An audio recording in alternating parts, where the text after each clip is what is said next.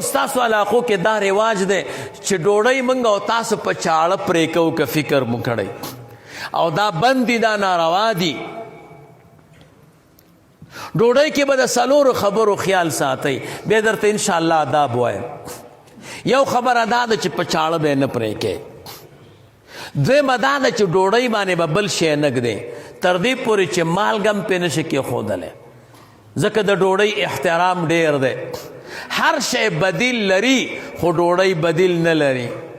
ډوډۍ نه زمونږ او ستاسو زړه نه تورېږي که یو سړی همیشه چرګان خوري او پسونه او اوښان او هر شی خوري خو زړه یې تورېږي خو ډوډۍ نه تورېږي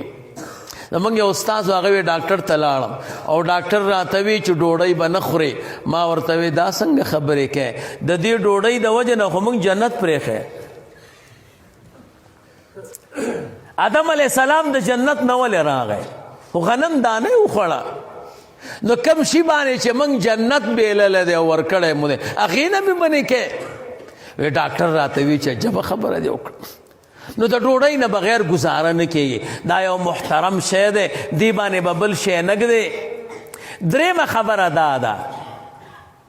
چې ډوډۍ به په ښي لاس باندې پرې کوې په چپ لاس نه که یو ډوډۍ کلکه وه نو بیا په ښي لاس پرې که خو دا چپ لاس ورسره امدادي که څلورمه دا ده چې د ډوډۍ میز به نه خورې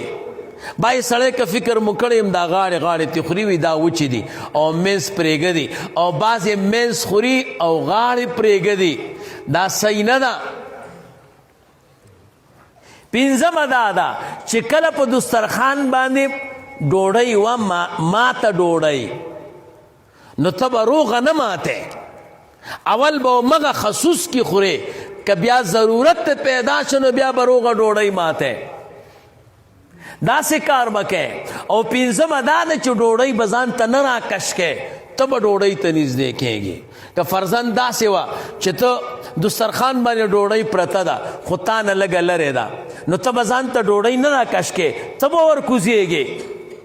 ولې د ډوډۍ احترام پکار دی دا ستا رزق دی موږ او تاسو چې د شریعت آداب په خوراک کې په چیکاک کې په اودس کې په اوبو کې په کالیو کې په خوب کې زده کړو د رسول الله مبارک امت کې دا کمال دی خوراک به هم کوي او الله به نیکۍ هم ورکوي خوب به هم کوي الله به نیکۍ هم ورکوي او چیکاک بم کوي الله به نیکۍ هم ورکوي یو سنتو باندې د 50 شهداو یا د 50 صحابه کرامو اجر او ثواب دی